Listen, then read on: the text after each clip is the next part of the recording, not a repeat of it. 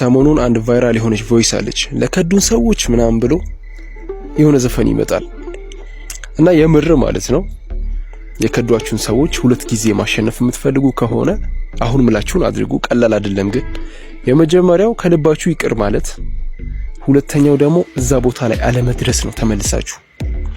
አንድ አባባል አለች ጎበዝ ጨፋሪ ከመድረክ ለመውረድ ዘፈኑ እስኪያልቅ አይጠብቅም ይባላል እና መቀየስ ልመዱ። በቃ እዚህ ምድር ላይ አንድ ጊዜ ብቻ ነው የምንኖረው፣ ደስተኛ መሆን አለብን እና ያቺ ሳውንድ የሆነ ነገር አስታውሳኝ ነው እና የምሬ ነው ብላችሁ መተው ተማሩ፣ መቀየስ ተማሩ። እስቲል እናንተ እኮ ከዱን ብላችሁ የምታስቧቸው ሰዎች በድለዋችሁም ከርቷችሁም እስቲል ረስተዋችኋል እኮ እናንተ ናችሁ የምታብሰለስሉት ነገሩ እና መተው ተለማመዱ። በጣም ነው የሚጠቅማችሁ።